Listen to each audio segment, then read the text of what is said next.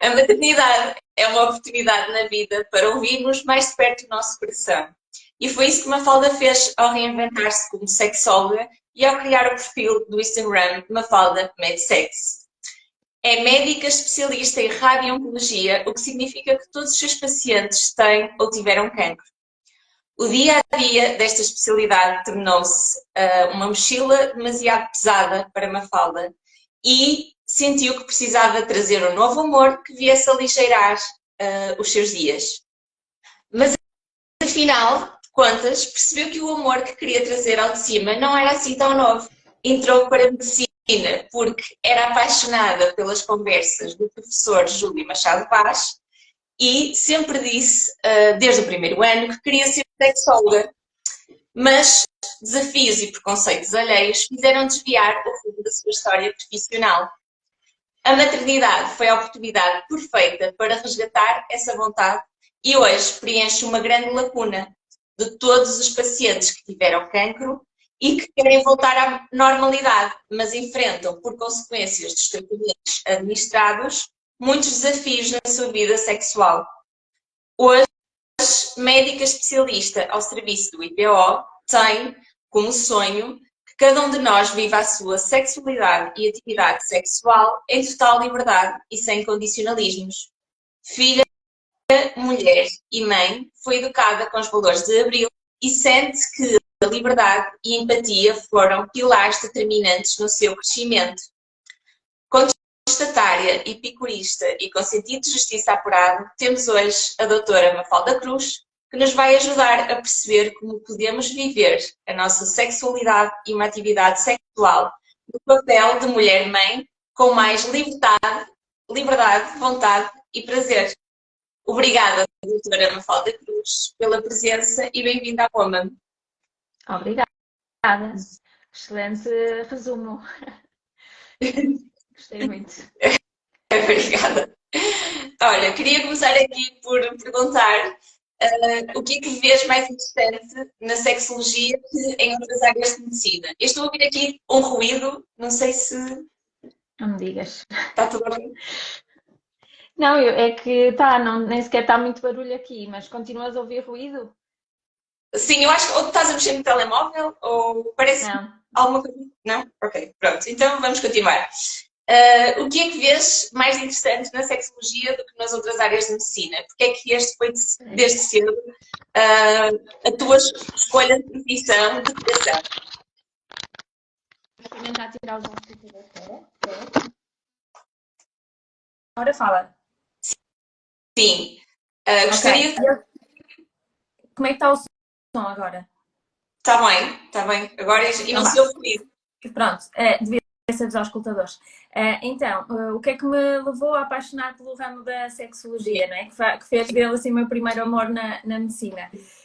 Eu acho que acima de tudo muita curiosidade e sobretudo também eu sentir que tinha a permissão para ter esta curiosidade, ou seja, com estes temas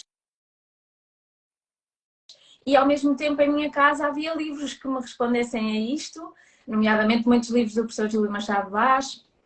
Os meus pais também eram pessoas com abertura para responder às minhas curiosidades, às minhas dúvidas e, portanto, sempre foi uma área que me deu curiosidade a título pessoal e que, por outro lado, a nível escolar nunca foi falada. Portanto, todos nós fizemos a escola e ninguém falava, pelo menos na nossa altura, não se falava sobre estas questões. Chegas à faculdade, a mesma coisa, ninguém fala sobre isto. E, portanto, também um bocado a dúvida do porquê que a sexualidade, que é uma coisa que todos temos, e sexo que quase todos fazemos, e como é que nós não andamos a falar mais sobre isto. E, portanto, só pode ser um tema interessante e apaixonante, pelo menos para mim é. Boa. Qual é a diferença entre o acompanhamento por uma médica sexóloga e por uma psicóloga sexóloga? E em que circunstâncias é que devemos escolher um ou outro? Sim, em primeiro lugar, assim, temos diferenças óbvias, que é o facto de o médico pode prescrever medicação.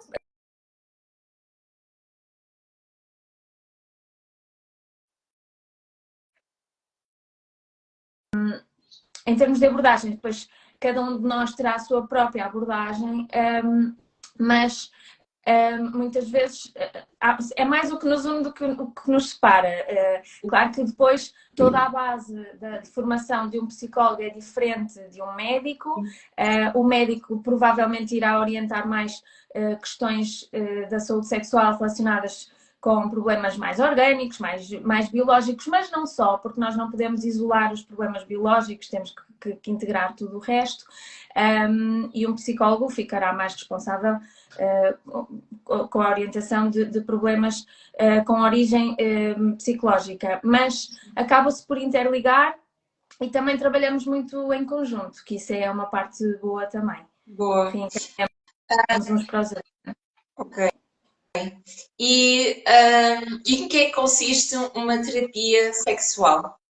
Certo, não é nada assustador, ou seja, às vezes pode-se pensar assim em coisas invasivas e um bocadinho agressivas. Não, terapia sexual no fundo acaba por ser uma conversa, acaba por ser um momento em que se explora, em que se mergulha nas dificuldades sexuais das pessoas e também das pessoas, do casal, discutem-se assim, experiências que a pessoa teve, que dificuldades é que a pessoa tem, desmistifica-se alguns preconceitos também em relação à sexualidade. E na terapia pode haver trabalho de casa, ou seja, trabalho de casa é um trabalho muito de desconstruir preconceitos, de experimentar coisas novas, trabalho de casa de autoconhecimento e também com o parceiro de experimentarem novas sensações, de se focar, das pessoas se focarem naquilo que estão a sentir durante o sexo, que se calhar são coisas que as pessoas não estão habituadas a fazer. Portanto, a terapia envolve este tipo de reflexão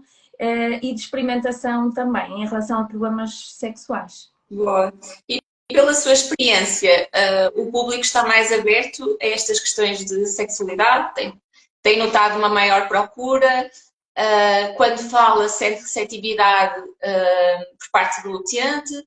Ou ainda sente um bocadinho as mentes um bocadinho fechadas e que é um bocadinho difícil a sua comunicação? Eu aqui noto uma grande diferença entre a minha abordagem no Serviço Nacional de Saúde, e neste caso no IPO, ou a minha abordagem nas consultas privadas.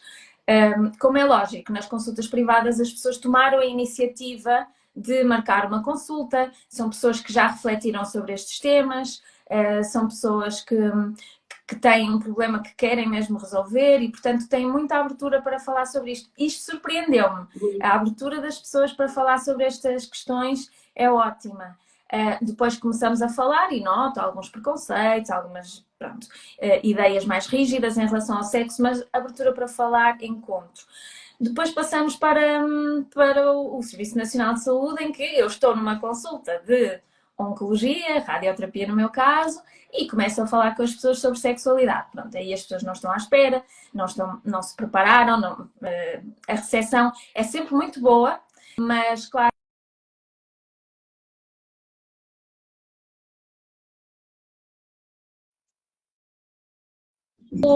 muita gente não quer falar logo, mas depois numa outra consulta acabam por trazer a questão para cima da mesa. São pessoas também geralmente mais velhas que eu acompanho, portanto nota-se aqui alguma diferença geracional também. Certo, e também se calhar pelo próprio problema que passaram, uma vez que acompanho as pessoas com cancro, não é? Se calhar não houve exatamente uma disponibilidade mental para alocar energia, não é, a este assunto, que acredito que fica em pausa durante os tratamentos ou durante algum período, não é, de recuperação do próprio cancro. Claro que sim. As próprias pessoas estão mais focadas na doença oncológica e na sua cura e a sexualidade acaba por passar assim para outros planos e, portanto, não é logo... muitas vezes não é um assunto que as pessoas tenham necessidade de discutir logo, mas os problemas irão surgir e é importante que as pessoas saibam que da parte dos médicos há disponibilidade para falar sobre isso e para resolver os problemas quando eles surgirem. Mas claro que as pessoas estão em modo de sobrevivência, portanto não é em sexo que estão sempre a pensar. Algumas mas a maioria das pessoas não. Portanto, temos que ser nós também a sensibilizar um bocadinho para os problemas que poderão surgir e para algumas coisas que terão que adaptar na sua vida. Portanto, nós também tem que partir de nós essa intervenção. Boa. E assim, agora virando um bocadinho para a sua experiência no privado, qual é que, ou não sei se acompanha ou não, mas qual é que são os principais desafios que vê na sua prática clínica no público-alvo mulheres-mães? Qual é que é assim os principais desafios que atravessam?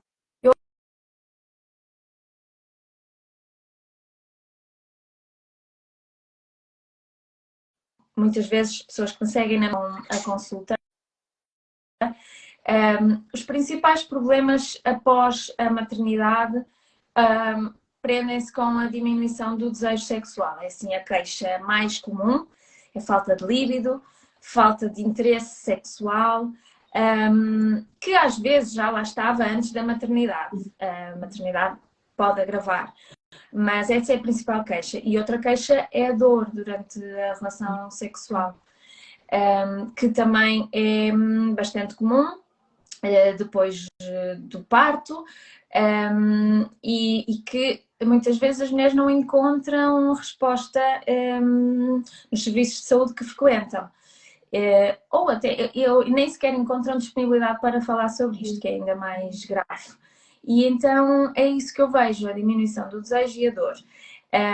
A diminuição do desejo no período do pós-parto e no período da maternidade tem várias causas, mas nós temos as causas hormonais, e isto explica-se pelo facto de o parto trazer uma queda grande de estrogénios, de progesterona e de androgénios, que são hormonas importantes para a sexualidade. Nas mulheres que amamentam também temos um aumento da prolactina, que vai depois dar alterações na vagina, na parede vaginal, da secura vaginal. Isto pode dar dor sexual.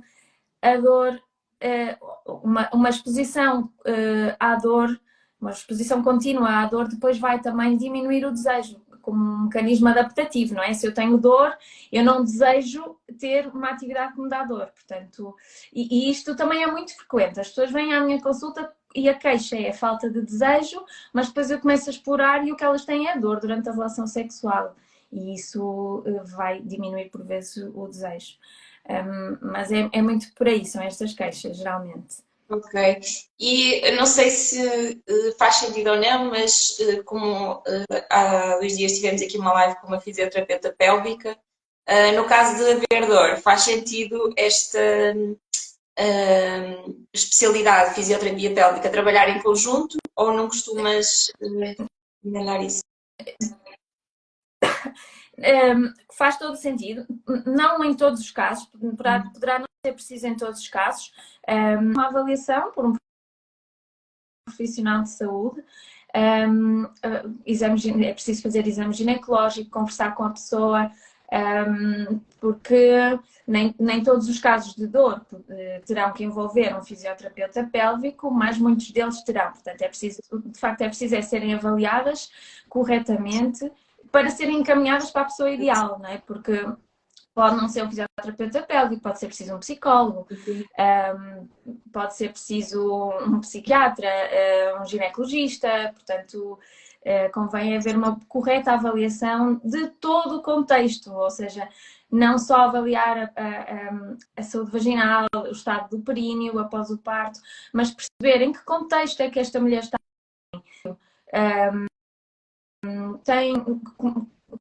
Tem um marido, tem um companheiro ou companheira presente e colaborante e que está a atender às necessidades dela, como é que está a vivenciar a jornada da amamentação. Portanto, nós temos que fazer uma avaliação muito completa para também dar uma resposta individualizada. Pode envolver vários profissionais de saúde, claro. Certo. E de forma geral, como é que a geração millennial encara a sexualidade? Acha que ainda com algum conservadorismo ou já assim como? Tu também com pausas, não sei se eu também estou com pausas. Sim, estamos as duas. Estás a ouvir bem? Sim. Agora sim, agora sim. Maravilhas da internet. Sim. Estava-te a perguntar como é que a geração millennial encara a sexualidade. Se com algum conservadorismo ou não, se sentes que já está um bocadinho mais despertos para esta situação da importância de cuidar da qualidade sexual? Pronto, os millennials é a minha geração, é a nossa abertura e noto que as pessoas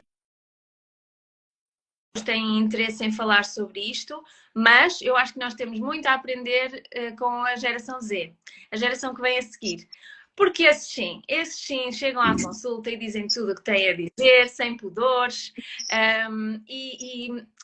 e eu acho maravilhoso porque de facto nota-se que eles sim vivem a sexualidade de forma mais livre, mesmo em termos de orientação sexual, há pouca rigidez, ou seja, não vejo assim tantos complexos em experimentar diferentes tipos de atividade sexual também, e falam de sexo de facto com mais naturalidade do que os millennials.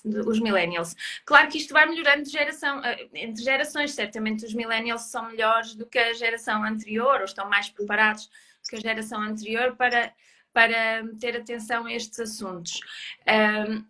Mas é uma geração que está a atravessar também por vários problemas sociais e que isso tem impacto na sexualidade, não é? Eu costumo falar na crise da habitação e como é que... Crise da habitação, por exemplo, ou o facto das pessoas terem trabalhos com cargas horárias muito grandes e serem mal remunerados. Este descontentamento... vai, como é lógico, ter impacto no nosso stress, no stress do dia-a-dia, e quando nós estamos estressados e ansiosos em como é que vamos conseguir pagar as contas e em alimentar a nossa família, quando nós estamos estressados com isto, como é que nós vamos conseguir pensar e trabalhar a nossa sexualidade com tranquilidade? Não conseguimos, temos outras coisas com que nos preocupar. Portanto, eu acho que toda a nossa conjuntura também tem muito impacto na nossa vida sexual. E os millennials acabam por estar a ser um bocadinho prejudicados atualmente, sim. Boa. Sendo radiooncologista e sexóloga, não é? Lida com certeza com cancro da mama. Pela sua experiência, é fácil voltar à normalidade e a uma sexualidade mais livre depois de um cancro que deixa também, muitas vezes, não é? Questões de autoestima para toda a vida, assim, muito presentes? Lá está. Não vou dizer que é fácil, é possível, mas não é uma jornada fácil e depois depende muito do tipo de cancro, do tipo de tratamentos, do tipo de cancro da mama, que tipo de tratamentos é que fez.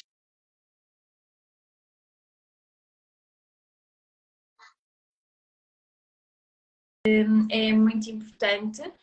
E as próprias skills que a pessoa tem para lidar com esta doença vai ter aqui muita influência.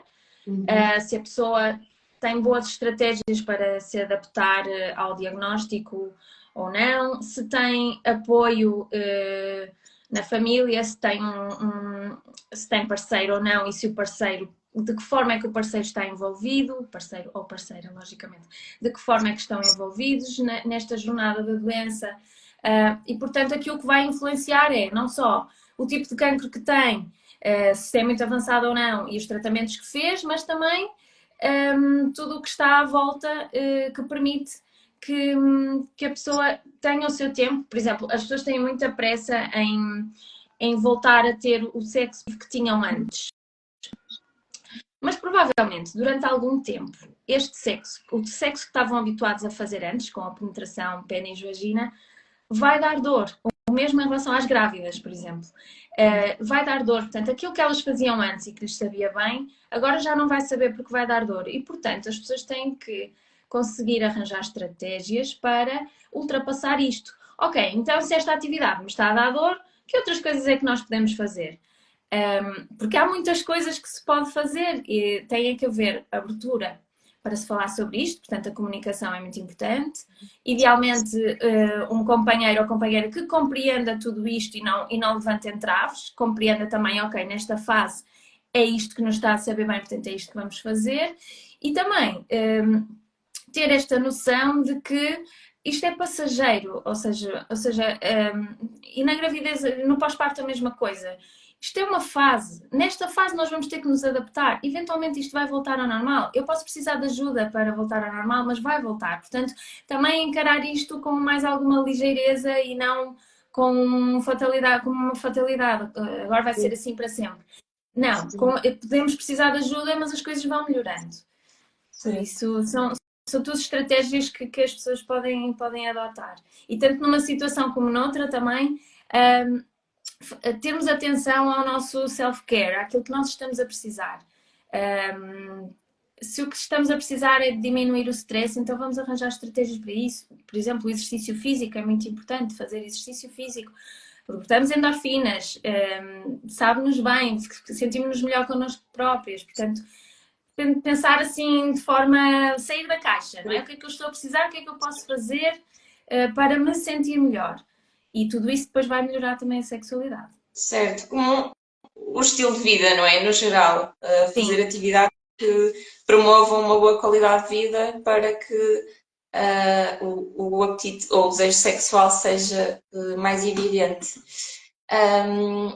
Pode também reforçar aqui a mensagem qual é que é a forma mais comum em que as mulheres costumam a ter mais prazer e desmistificar também aqui o que é que são exatamente os preliminares. Sim. Então, em termos de prazer sexual, nós temos várias zonas erógenas e todas elas nos dão prazer. Se pensarmos assim no objetivo final que nós às vezes temos e que nos dá muita pressão, que é atingir o orgasmo, não é? As mulheres conseguem atingi-lo através da estimulação do clitóris, e o clitóris, hoje em dia nós sabemos que é muito maior do que o que se pensava, e portanto o clitóris pode ser estimulado externamente ou através da penetração vaginal com estimulação indireta do clitóris. A grande maioria das mulheres, tipo 80, 90%, tem mais prazer com a estimulação externa do clitóris. Isto pode ser obtido de várias formas, pancadinhas, o roçar, pronto, várias coisas que podem fazer, mas a grande maioria das mulheres é desta forma que obtém mais prazer.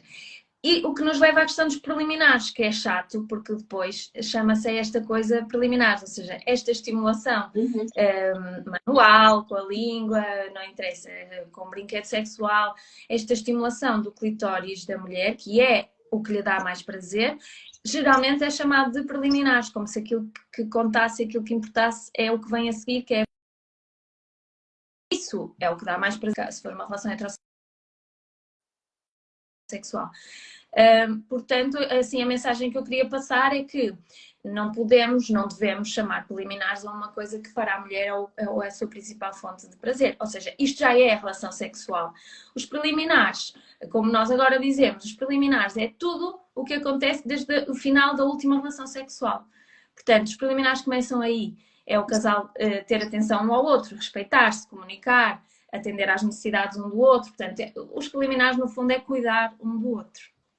Que bonito. Os preliminares não são na cama. Sim, eu disse que essa mensagem é super importante porque acho que dá aqui um grande desinformação ou uma expectativa um bocadinho errada, não é? Em relação a este assunto, e às vezes acredito que pode causar aqui frustração no casal porque os timings de prazer podem ser um bocadinho diferentes, não é? Sim, na maioria dos casos as pessoas não vão ter orgasmo ao mesmo tempo, desenganem-se. Certo. Claro que ao final de algum tempo conseguem coordenar melhor, a comunicação também ajuda, mas já se conhecem melhor e o orgasmo um do outro aproxima-se, mas geralmente o orgasmo não é ao mesmo tempo, como a pornografia nos faz também acreditar. Eu acho que temos muito esses mitos também surgem muito dos filmes que propagam essas mensagens que são pouco realistas, não é? E acabam por transmitir aqui falsas expectativas e muitas vezes como uma comunicação entre pais e filhos pode não ser tão direta ou rodeiam este assunto sempre. Muitas vezes as pessoas iniciam e sentem vergonha em falar sobre isto, iniciam a sua informação e a forma em que ficam esclarecidas, entre aspas, é com um filme que não transmite nada daquilo que se aproxima da realidade. É isso, por isso é que a educação sexual é muito importante, que é para nós garantirmos. É assim, as pessoas vão ter informação de qualquer forma. Eu acho que cabe-nos a nós tentar que ela chegue da forma mais correta. Por isso é que é muito importante que nas escolas haja educação sexual e que os pais também estejam preparados para falar sobre estes temas com os filhos e não fugirem a eles. Agora, já que abordou esse assunto, queria mesmo colocar essa questão, que é de que forma é que podemos fazer, assim, ao longo do crescimento, como é que podemos abordar este assunto, como é que ele deverá ser feito através de metáforas ou não. Pronto, queria assim a sua opinião sobre o assunto. É assim, não é nada fácil falar sobre isto, ou seja, não vamos assumir que é fácil, não é? Estou desse lado, compreendo perfeitamente que não é fácil, mas é isso que nós devemos pensar. Os nossos filhos vão receber informação. Mais vale que tenhamos algum controlo sobre ela e, portanto, anteciparmos, sermos nós a falar primeiro, porque assim nós transmitimos a mensagem que queremos passar, de acordo com os nossos valores também. E, portanto, aquilo que está definido, que deve ser feito pelos pais, é que a informação deve ser transmitida cedo e não se deve ter a conversa, ou seja, ir falando. No fundo, pôr este tema como qualquer outro tema, ou fingir que é como qualquer outro tema, mas não esperar para ter a conversa, porque às vezes, quando os pais vão ter a grande conversa, os filhos já iniciaram a atividade sexual há algum tempo. Certo. E, portanto, já vamos tarde. Portanto, desde o nascimento, ir falando sobre pequenas coisas. Eu tenho um post sobre isto, existe literatura sobre isto, para os pais estarem mais informados do que é que devem fazer em cada fase, mas assim, as mensagens-chave que nós devemos transmitir começam ao nascimento, com explicar a anatomia, tratar as coisas pelos nomes, não usar metáforas, como estavas a dizer, e explicar aos nossos filhos a importância da privacidade, ou seja, que não há problema nenhum em mexer nos nossos órgãos genitais e as crianças fazem isso desde cedo, mas que isso é algo que nos sabe bem, mas que deve ser feito em privado, ou seja, não proibir, legitimar, mas explicar, olha, isto é uma coisa privada, falar sobre consentimento, a importância do consentimento, dos limites, e falar também sobre as diferentes orientações sexuais, diferentes tipos de famílias, diferentes tipos de identidade de género, ou seja, tudo isto é sexualidade. Não vamos só falar sobre sexo, vamos falar sobre todas estas questões ligadas com a sexualidade, de forma a que os filhos estejam preparados. Ensiná-los a navegar na internet em segurança. Não é só ter aplicações que proíbam, que eles vão... Não é só proibir, é ensiná-los a usar a internet com segurança. E no fundo, e muito importante, é passar que têm nos pais os seus confidentes, ou seja, qualquer dúvida, qualquer questão, podem contar com os pais. É dar esta abertura para eles falarem connosco sobre isto. Certo. Sim, e acima de tudo passar sempre uma mensagem positiva, não é? Ou seja, que deve ser algo, o ato sexual em si deve ser algo prazeroso, deve ser algo positivo. E não esquecer o prazer. Sim. Sim, não focar só nos perigos de uma gravidez ou de uma doença quando se tem relações sexuais. Falar que é uma coisa que nos deve saber bem. Porque as crianças, ao saberem que é uma coisa que é suposto que saiba bem, também conseguem perceber, ok, se isto não me está a saber bem, então é porque não vale a pena, porque é para parar, ou é porque não é suposto, ou está-me a dar dor, então é para parar. Têm que crescer com esta noção de que sexo é uma coisa para saber bem, é boa, portanto, se não está a ser, temos que mudar aqui alguma coisa. Certo, sim, essa mensagem é super importante para passar com mais naturalidade, não é? E encarar o assunto com mais naturalidade e sempre de forma assim mais positiva. Claro. Muito importante, mas eu acho que a nossa geração ainda não vai ser connosco. Acho que estamos a dar alguns passos, mas ainda há muito tabu, há muita dificuldade em falar sobre isto. Ninguém nos ensinou a falar sobre isto com os filhos, portanto é difícil.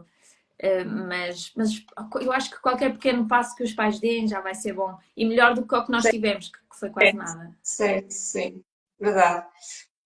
Para quem quer saber um bocadinho mais sobre este assunto, tem assim algum livro que recomende para o público em geral?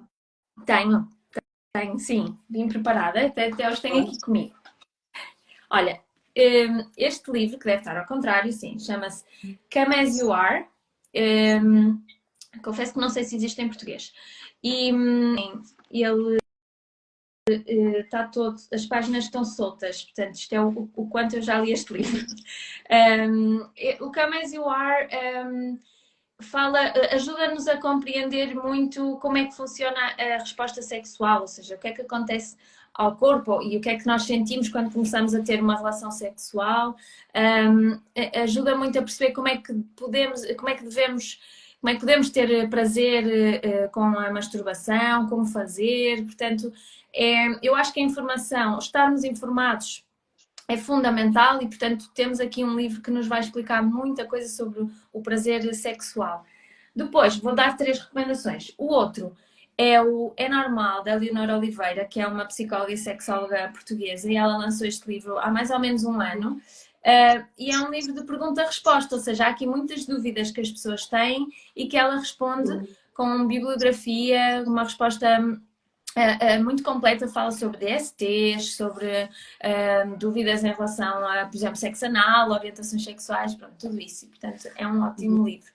E o último que eu sugiro, e que não tenho aqui, mas até porque ele está disponível gratuitamente online, é um livro chamado, que eu apontei, A Tired Woman Guide to Passionate Sex, ou seja, o guia para uma mulher cansada ter sexo passionate.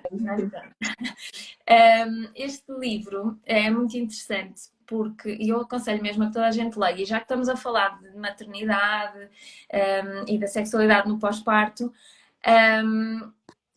este livro é para estas pessoas que estão em relações estáveis, em que a monotonia já está presente, em que já não têm nenhum desejo sexual porque é mais do mesmo no fundo. E então temos aqui uma outra forma de olhar para a sexualidade, uma outra forma de olhar para o desejo sexual, como dar a volta a isto. E eu acho que o mais curioso deste livro é que tem evidência científica de que a sua leitura melhora a satisfação sexual das pessoas. Isto é muito raro num livro, mas a verdade é que é isso. Já foi feito um estudo, as mulheres após lerem este livro sentem-se efetivamente mais satisfeitas sexualmente e com mais desejos também. Portanto, só posso recomendar. Boa, eu depois vou deixar os 3 nos stories que eu faço sempre. Sim. E também nos destaques podem ver o destaque livros, depois vai ficar lá esta informação para livro consulta. Doutora Mafalda, aqui para encerrar, para quem quer trabalhar consigo, quer uma consulta na área da sexualidade, como é que o pode fazer?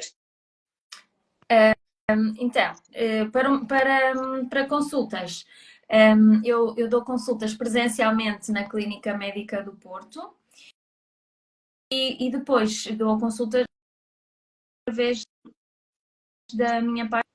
Qualquer questão, qualquer dúvida, mesmo profissionais de saúde que tenham alguma questão, podem sempre enviar mensagem pela minha página do Instagram ou pelo e-mail que está lá também, portanto são essas as vias. Ok. Mafalda, muito obrigada por estar aqui, foi muito generoso todo este conhecimento partilhado e a sua vontade em estar aqui presente com este tema que é mesmo importante e que aqui com a altura de pós-parto sofre algumas alterações inevitáveis.